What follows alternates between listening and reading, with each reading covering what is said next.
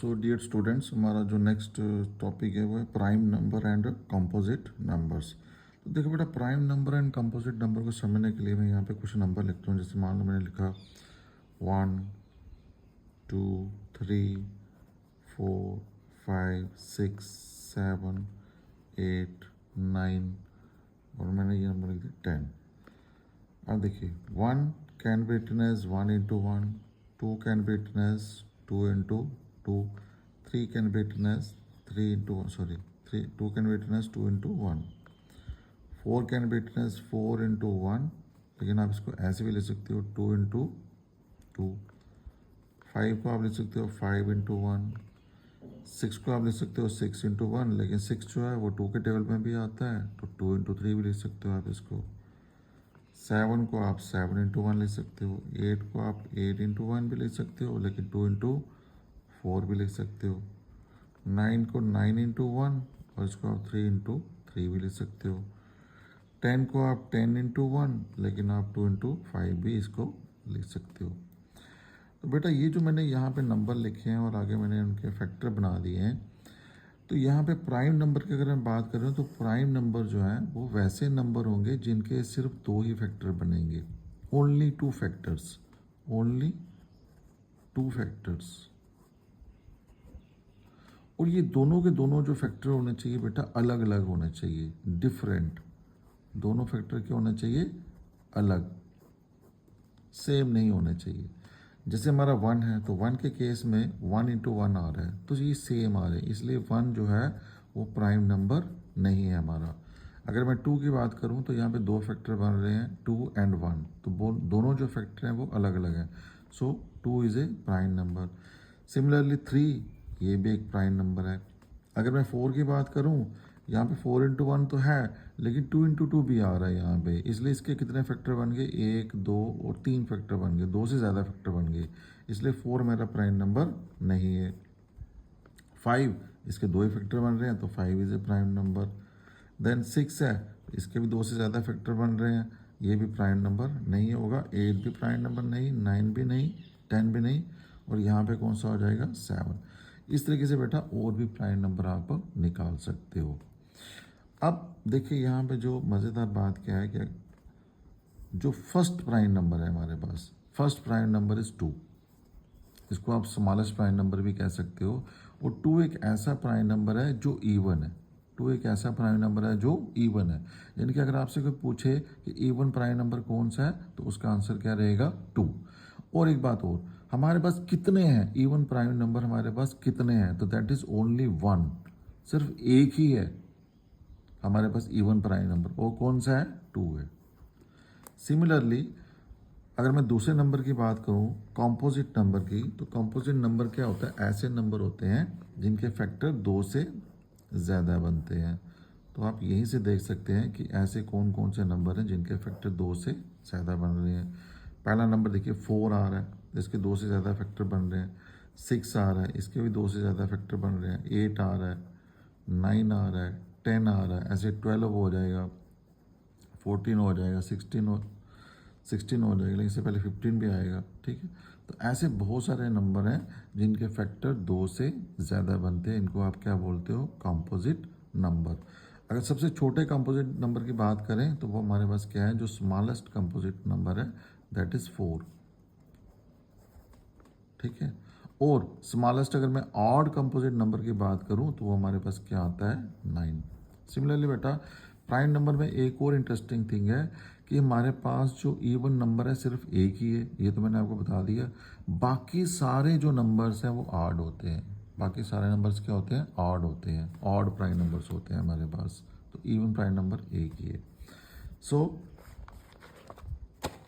ये मैंने यहाँ पे पूरा आपका नोट्स बना दिया हुआ है कि prime numbers and composite numbers. तो ये कुछ नंबर लिखे हैं जो मैंने अभी आपको समझाए हैं, इनकी डेफिनेशन यहाँ मैंने लिख दी है, और ये कुछ थोड़े पॉइंट लिख दिए, इन्हें आप अपने नोटबुक में बेटा अच्छे तरीके से आप नोट डाउन कर लीजिएगा।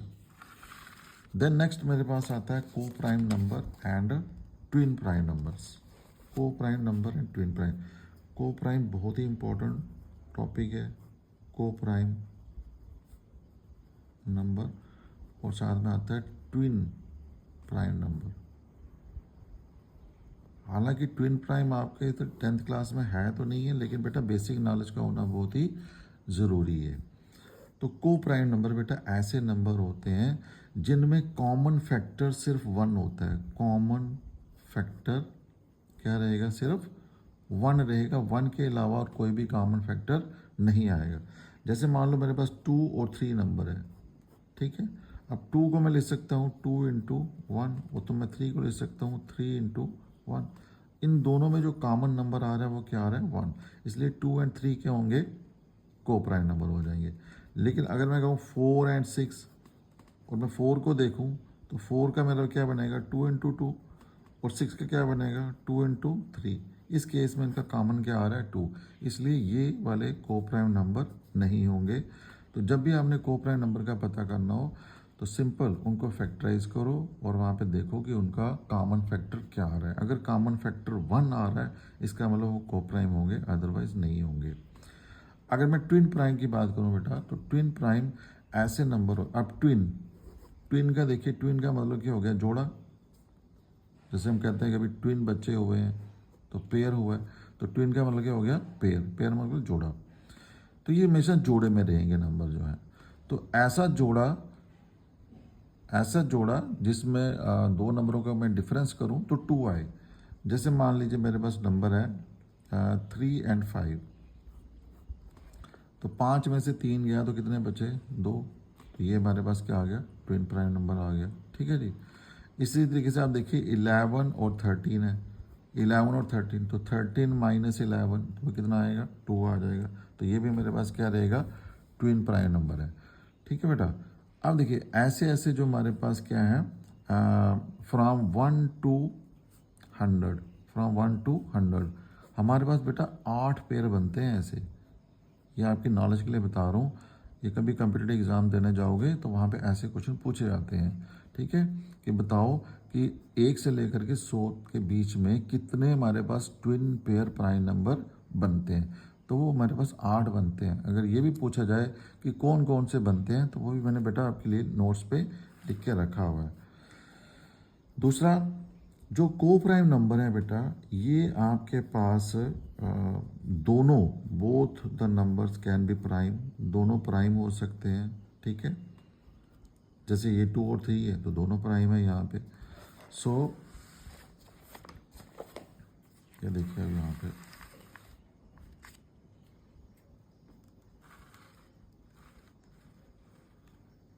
दे देखिए। सो को प्राइम नंबर ऐसे नंबर जिनका सिर्फ कॉमन फैक्टर क्या होगा? 1 होगा। ये कुछ एग्जांपल्स मैंने यहाँ पे लिख दिए। एंड जो ट्विन प्राइम नंबर है ऐसे नंबर हैं जो कि डिफर करेंगे बाय 2, जिनमें डिफरेंस कितना होगा? 2 का होगा। जैसे 3 5 आ गया, 11 13 आ गया, 17 19 आ गया। और कितने पेयर बन रहे हैं ये भी मैंने यहाँ पे लिख दिया है कि 8 पेयर बनते हैं। और वो कौन कौन से आपके पेयर हैं वो भी मैंने नीचे लिख दिया बेटा। 3 5 11 13 17 19 29 31 41 42 59 61 71 73 5 और ये ऊपर छोड़ गया था, यहाँ मैं नीचे लिख दिया यहाँ पे, ठीक है बेटा। अब को प्राइम की कुछ प्रॉपर्टीज़ हैं। जैसे को प्राइम जो होता है वो दोनों प्राइम नंबर भी हो सकते हैं। जैसे मैंने एग्जांपल दे दी 2 और 3। इसमें एक प्राइम हो सकता है, एक कंपोजिट हो सकता है। जैसे एग्जांपल लिख दी मैंने 5 और 6, एक प्राइम है और एक क्या है? कंपोजिट है। दूसरा, दोनों भी कंपोजिट हो सकते हैं बेटा को प्राइम्स में। तो दोनों कंपोजिट में देखिए कौन सा नंबर आप ले सकते हैं? दोनों कंपोजिट, बोथ कंपोजिट, बोथ। बहुत सारी ऐसी एग्जांपल्स हैं। जैसे मान ली मैंने ले लिया 9 एंड 10, तो 9 भी कंपोजिट है और 10 भी कंपोजिट है। अब 9 के मैं फैक्टर बनाता हूँ तो क्या आता है? 3 इंटू 3।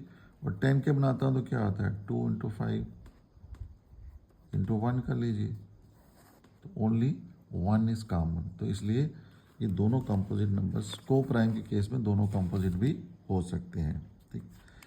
दूसरा, जो दो कॉन्जिक्यूटिव नंबर्स होते हैं वो हमेशा को प्राइम होते हैं बेटा। दो कॉन्जिक्यूटिव नंबर्स, कॉन्जिक्यूटिव नंबर्स का मतलब क्या हो गया?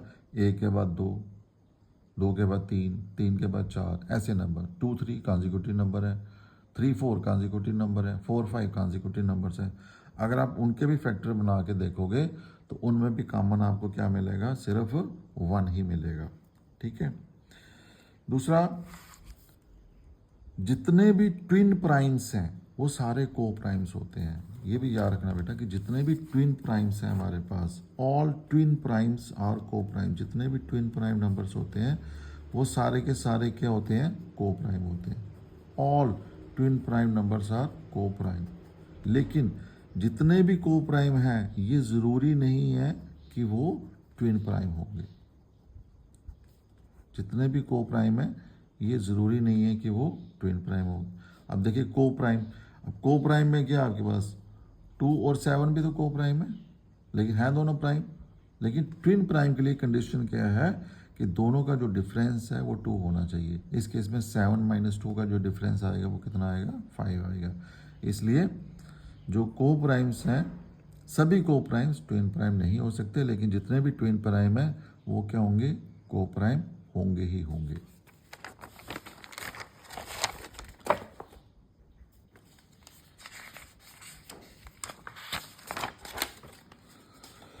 चलिए नेक्स्ट देखिए बेटा, बहुत ही इंपॉर्टेंट टॉपिक जो आप छोटी क्लासों से भी पढ़ते आ रहे हो, फ्रॉम क्लास 7 से ये शुरू हो जाता है आपका रैशनल नंबर। तो रैशनल नंबर के बारे में मुझे ज़्यादा बताने की ज़रूरत नहीं है, क्योंकि आप लोगों को अच्छी तरीके से पता है कि रैशनल नंबर ऐसे नंबर जो p/q की फॉर्म में होते हैं। बच्चे बच्चे की ज़ुबान पर होता है कि रैशनल नंबर कौन सा नंबर होता है जो p/q की फॉर्म में होता है। और इसमें p और q क्या होते हैं आपके बेटा, p और q दोनों क्या होते हैं, एंटीजर्स होते हैं। दोनों क्या होते हैं, एंटीजर्स होते हैं। और जो आपका q है ये 0 के बराबर नहीं होता। ये इसकी कंडीशन है बेटा। ये 2 कंडीशनें आपने अप्लाई करनी है अगर आपने बताना है कि कोई भी नंबर जो आपके पास रेशनल नंबर है। अब रेशनल नंबर, अब देखिए जो हमारा इंटीजर्स है, इंटीजर जो होता है हमारा पॉजिटिव भी हो सकता है, इंटीजर हमारा नेगेटिव भी हो सकता है, और इंटीजर हमारा 0 भी हो सकता है। इसी तरीके से जो हमारा रेशनल नंबर है ये भी पॉजिटिव भी हो सकता है, ये हमारा नेगेटिव भी हो सकता है, और ये हमारा 0 भी हो सकता है।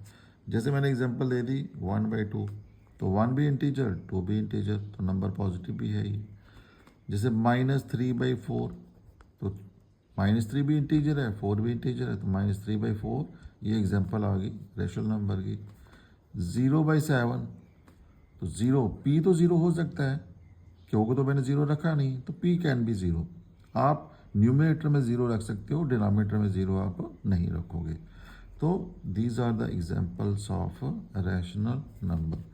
अब रैशनल नंबर की बेटा और भी एक इंटरेस्टिंग चीज़ है कि रैशनल नंबर आपका डेसिमल फॉर्म में भी हो सकता है। पॉजिटिव, नेगेटिव और 0 तो हो ही सकता है, लेकिन वो डेसिमल फॉर्म में भी हो सकता है। डेसिमल का मतलब ये हुआ कि पॉइंट वाली फॉर्म में भी नंबर उसके हो सकते हैं। जैसे मान लीजिए 3.5 मैंने लिख दिया या 0.5 मैंने लिख दिया, तो ये भी क्या है, ये भी रैशनल नंबर है। और इसमें चीज़ देखिए, आपके पास कई दफ़ा ऐसे नंबर आते हैं 0 पॉइंट, मान लीजिए मैंने लिखा 3 3 3 3 3 3, ये ऐसा नंबर है कि बिल्कुल भी ख़त्म नहीं हो रहा है, चलते जा रहा है चलते जा रहा है, लेकिन रिपीट भी कर रहा है। 3 के बाद 3, 3 के बाद रेपिटेशन अब 3 हो रही है यहाँ पे कंटिन्यूसली, लेकिन फिनिश भी नहीं हो रहा है ये। ठीक है, तो ऐसे नंबर भी क्या होते हैं, ये वाले नंबर भी रैशनल नंबर की कैटेगरी में आते हैं। अब देखिए ये वाले नंबर जो हैं 3.5 और 0.5 ये टर्मिनेट हो गए, यानी कि इसके बाद ख़त्म हो गए ये। तो एक हो गया टर्मिनेट, और ये टर्मिनेट तो नहीं हुआ, लेकिन फिनिश तो नहीं हुआ, नॉन टर्मिनेट, लेकिन साथ में क्या है, ये रिपीट कर रहा है। तो अगर मैं दोनों को जोड़ूं, दोनों को मैं कंडीशन को जोड़ दूं, तो रैशनल नंबर को आप ऐसे भी डिफाइन कर सकते हो कि ऐसी डेसिमल नंबर जो या तो टर्मिनेट कर जाएं या तो ख़त्म हो जाएं। अगर आप दो नंबरों को डिवाइड करते हो, मान लो मैंने 1/2, तो 1/2 को मैंने डिवाइड करना है। ठीक है, तो 1 से तो 2 जाएगा नहीं, तो पॉइंट मैंने लगा दिया, तो 0 तो 2 5 10, तो रिमाइंडर मेरा 0 आ गया, तो ये टर्मिनेट हो गया यहाँ पे। ठीक है, तो लेकिन अगर मैं नंबर ले लूँ 1/3, तो 1 को मैं डिवाइड करता हूँ 3 के साथ, तो पॉइंट लगा दिया, तो 0, तो 3 3 9, फिर 1 बचा, फिर 0 लगाओ, 3 थी 9, फिर 1 बचा, फिर 0 लगाओ, फिर 3। तो ये प्रोसेस कंटिन्यू रहेगी, यानी कि नॉन टर्मिनेट होगा लेकिन रिपीट होगा। तो ऐसे नंबर जो होते हैं इनको भी आप क्या बोलते हो, रैशनल नंबर्स होते हैं। ठीक है बेटा, तो ये वाली डेफिनेशन भी आप, अगर आपसे कोई पूछे रैशनल नंबर क्या है, तो आप ये भी बता सकते हो कि ऐसे नंबर जो पी बाई क्यू की फॉर्म में हो, पी और क्यू दोनों इंटीजर होने चाहिए और क्यू 0 के बराबर नहीं होना चाहिए, तो वो भी रैशनल नंबर हो गए। हाँ, दूसरी तरफ आप ऐसे भी कह सकते हो कि ऐसे नंबर या तो टर्मिनेट हो जाएं या तो नॉन टर्मिनेट हो लेकिन रिपीट भी करते रहें, तो इनको भी आप क्या बोलते हो, rational numbers. On the other hand, अगर मैं इररेशनल नंबर की बात करूं, इररेशनल नंबर, जैसे मैंने बताया कि रैशनल नंबर आप लिख सकते हो पी बाई क्यू की फॉर्म में, तो इसको आप पी बाई क्यू की फॉर्म में नहीं लिख सकते। कंडीशन वही रहेगी, पी एंड क्यू आपके पास इंटीजर होने चाहिए और आपका जो क्यू है वो 0 के बराबर नहीं होना चाहिए। Condition is same in both the cases, सिर्फ यहाँ पे आपने ये लिखना है, जैसे वहाँ पे लिखते हो a number can be written the form of P by Q, लेकिन इस केस में क्या लिखोगे, a number can not be written the form of P by Q. ऐसे नंबर जिनको आप पी बाई क्यू की फॉर्म में नहीं लिख सकते। अब जैसे देखिए मेरे पास नंबर है √2। अब √2 जो है, अगर मैं सेट ऑफ इंटीजर देखूं तो आपको कहीं दिखा था ये वाला नंबर जो है √2 वाला। सेट ऑफ इंटीजर क्या रहता है, सेट ऑफ इंटीजर आपका रहता है बीच में 0, देन 1 2 3, देन यहाँ पे नेगेटिव नंबर रहते हैं। तो सेट ऑफ इंटीजर में कहीं भी आपको ये रूट वाला नंबर नहीं दिखा होगा, इसलिए √2 हो गया। या अगर मैं √3 लिखूँ तो ऐसा नंबर भी नहीं दिखा होगा आपको। ठीक है, तो इर्रेशनल नंबर जो होते हैं जनरली रूट की फॉर्म में रहते हैं ये। तो दूसरा एक नंबर है पाई। यहाँ आगे आप मेंसुरेशन चैप्टर पढ़ोगे, सरफेस एरिया एंड वॉल्यूम्स, तो वहाँ पे पाई जो है इस्तेमाल होगा। तो आपको ये पता होना चाहिए कि पाई कौन सा नंबर है। वहाँ पे चलो वैल्यू तो आपको दिखेगी कि 22/7 है या 3.14 है, ये बाद में हम डिस्कस करेंगे। ये अप्रॉक्सीमेट वैल्यू है बेटा इसकी, ये एग्जैक्ट वैल्यू नहीं है।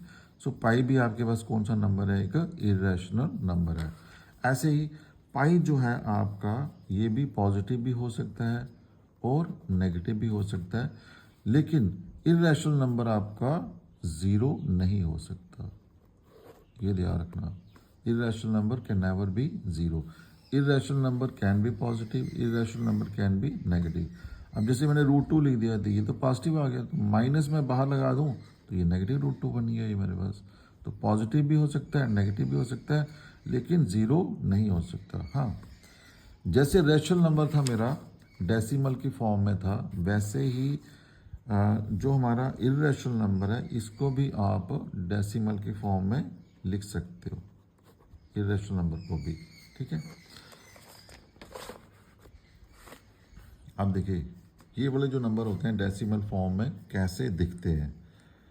अब इसकी जो डेसिमल फॉर्म रहती है बेटा इरेशनल नंबर की, वो कैसी रहती है, ना ही ये ख़त्म होते हैं, non terminating,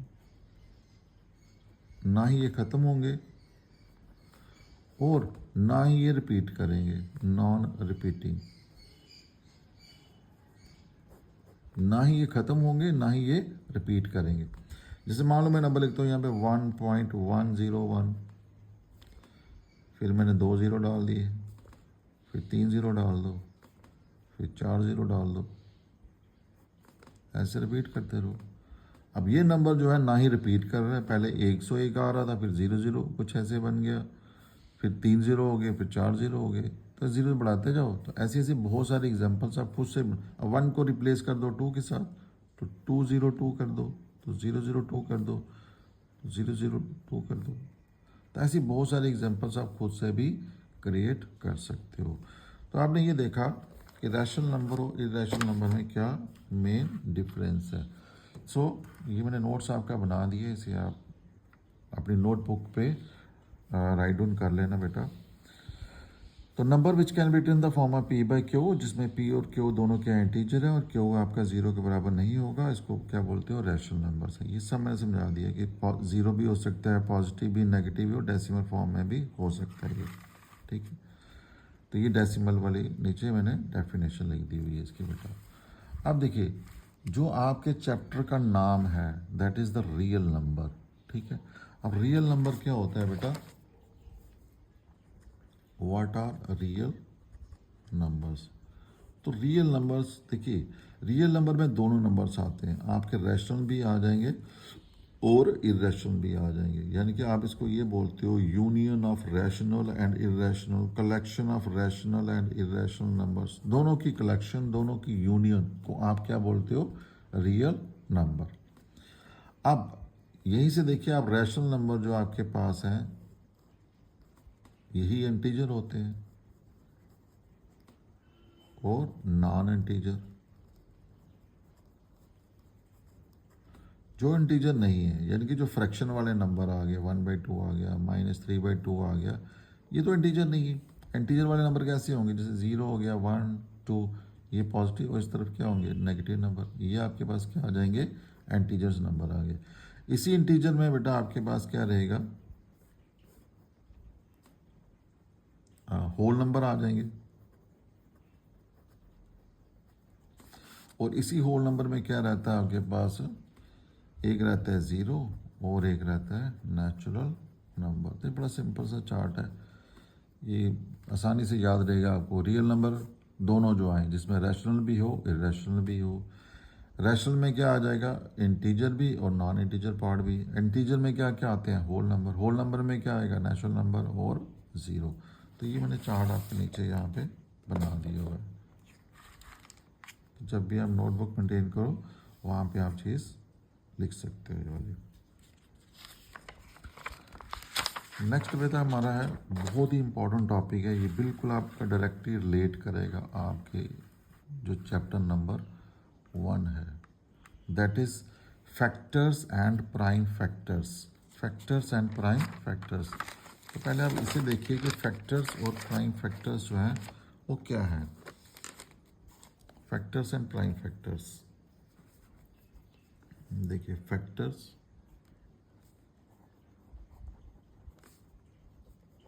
and prime factors. देखिए फैक्टर क्या होता है, फैक्टर मान लीजिए, जैसे मान लो मैंने क्या लिखा था यहाँ पे, यहाँ मैंने 12 लिख दिया, तो 12 के फैक्टर क्या बनेंगे, 12 खुद भी आ जाएगा, 1 भी आ जाएगा। 1 is a factor of every number, 1 भी आएगा। और 12 देखो कैसे कैसे आता है, 2 6 तो 12 होता है, और 3 4 द 12 होता है, ठीक है जी। तो इसके देखो कितने फैक्टर बन गए, 1 2 3 4 5 6। अब ये बेटा ये सारे के सारे जो नंबर हैं इस नंबर को डिवाइड कर सकते हैं। 12 से 12 भी डिवाइड हो जाता है, 1 भी कर सकता है, 2 भी कर सकता है, 6 भी कर सकता है, 3 भी कर सकता है, 4 भी कर सकता है। तो फैक्टर क्या हो गया, ऐसा नंबर जो गिवन नंबर, ये मेरे पास गिवन नंबर है, this is my given number, ठीक है। एनी नंबर, इनमें से कोई भी नंबर जो है, ये any number which divides given number, any number which divides given number, वो उसका क्या बन जाएगा, फैक्टर। और वो गिवन नंबर को एग्जैक्टली डिवाइड करना चाहिए, ये नहीं कि उसको अधूरा छोड़ दे। इस केस में आपका जो रिमाइंडर है वो बिल्कुल 0 आना चाहिए, तो वो उसका हो गया फैक्टर, ठीक है। अब प्राइम फैक्टर, तो प्राइम फैक्टर ऐसा हो गया कि जैसे यहाँ पे देखिए 12 प्राइम नंबर नहीं है, 1 प्राइम नंबर नहीं है, 6 प्राइम नंबर नहीं है, 4 प्राइम नंबर नहीं है। तो जो नॉन प्राइम नंबर्स हैं उन्हें आप छोड़ दीजिए, तो जो प्राइम नंबर हैं वो डेफिनेशन सेम है। तो prime numbers which divide the given number exactly, तो वो क्या हो जाएंगे, प्राइम फैक्टर्स बन जाएंगे आपके पास बेटा, ठीक है। और इसी के साथ आपके पास प्रोसेस शुरू हो जाती है प्राइम फैक्टराइजेशन। प्राइम फैक्टराइजेशन, तो प्राइम फैक्टराइजेशन क्या है, एक तरीका है फैक्टर्स को लिखने का। जैसे मान लीजिए मेरे पास नंबर है कोई 30 है, ठीक है। तो 30 के मैंने फैक्टर बना दिए, कि मैंने 2 से डिवाइड किया तो 15 आ गया, फिर 3 से डिवाइड किया तो 5 आ गया। तो इसके क्या फैक्टर बन गए, 2 into 3 into 5। So it is a way of expressing या way of writing a given number into its prime factor form.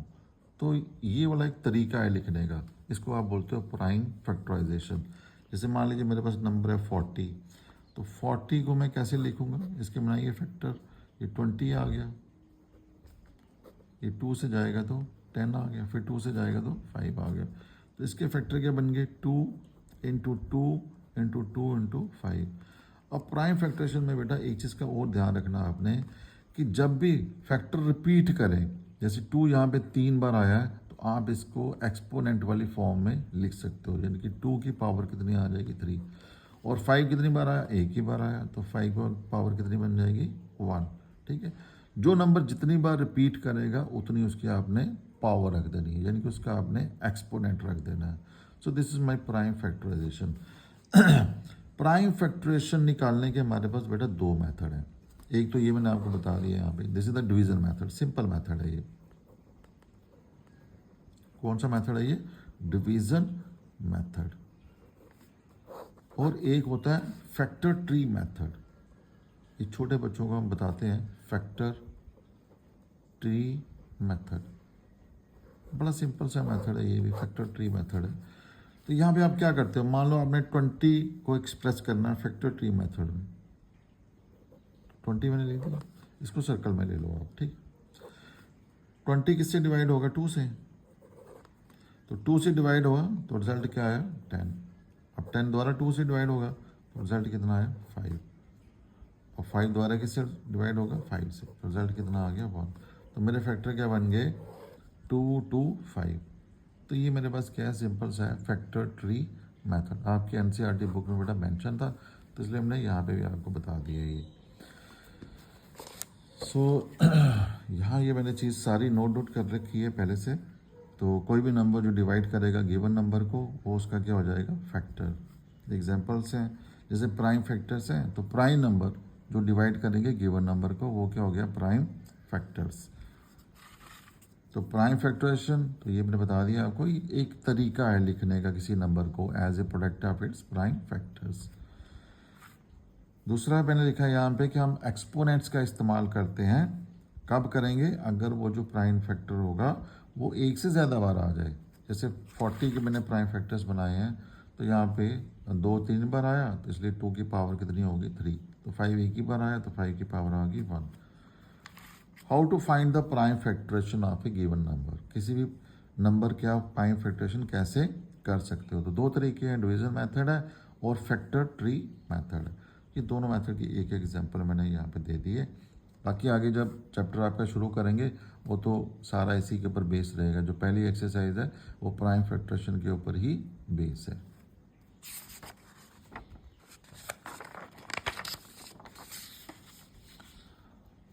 अभी लास्ट टॉपिक है बेटा यहाँ पे इंट्रोडक्शन में, तो उसके बाद हम सीधी आपका एक्सरसाइज पे चलेंगे।